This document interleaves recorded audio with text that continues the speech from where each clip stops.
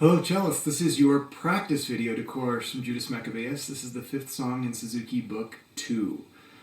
This is where you're going to really get that vibrato and apply it. So hopefully you've gone through the whole vibrato playlist and you've got vibrato going. Should be a big part of your practicing right now if you're trying to get course from Judas Maccabaeus all learned. So we also did this second position stuff, which is a trick. That's measure 13. Go back and watch the previous video if you don't have that figured out yet. But in this video, I want to really focus on tone, right? We've done a lot of short notes and a lot of light playing, right?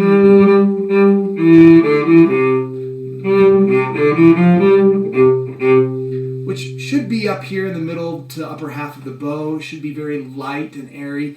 Here, we want to sound like a 100-person chorus, a 300-person chorus, right? This is championship music.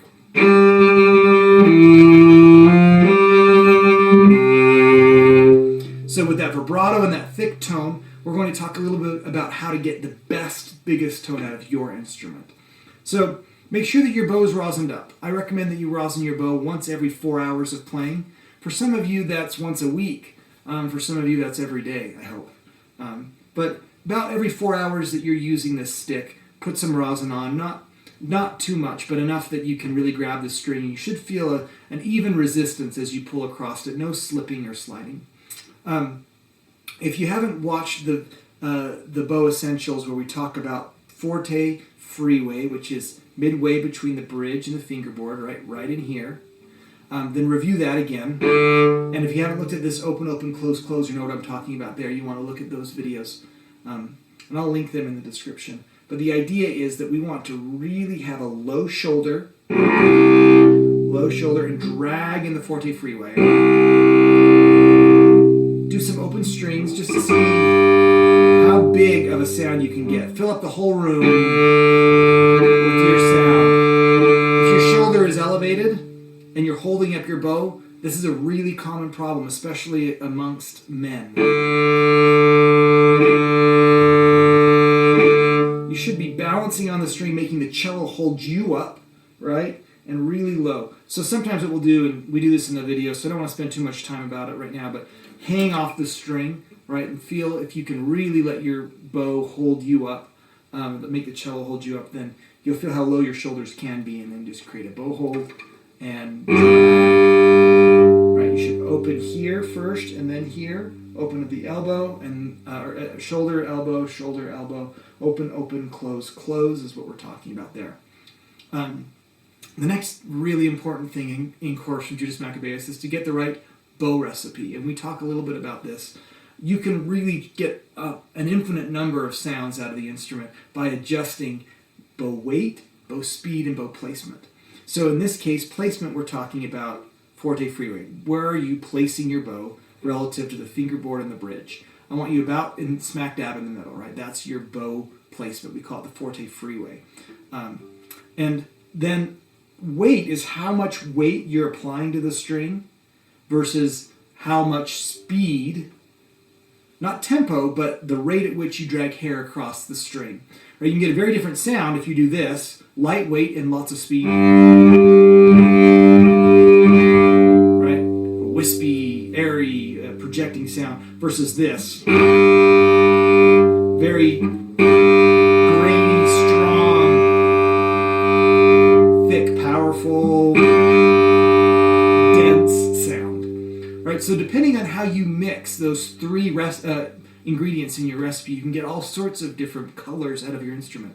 For course from Judas Maccabaeus, I want a heavy weight and a medium slow speed, right? We don't want to be cracking, but we also want to have a pretty slow, dense sound, and that'll really bring out what's going on in your left hand.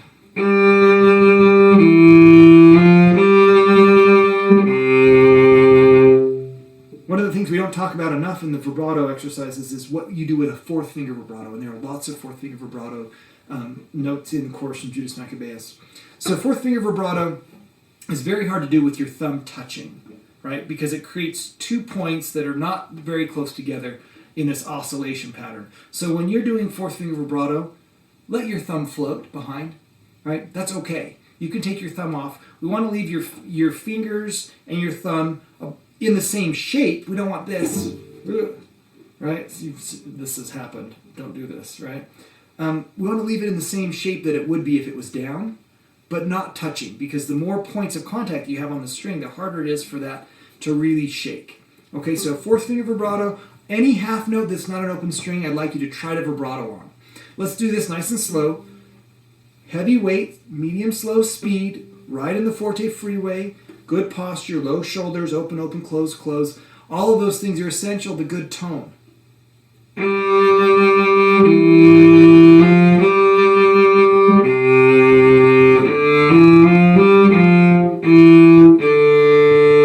Lift, set.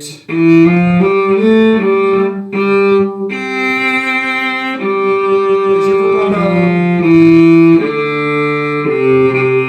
Anything longer than a half note needs vibrato if it's not an open string. Here's your shift. Some first finger vibrato. And here's the part we worked on. Second finger vibrato there. And again, fourth finger vibrato, heavy, slow.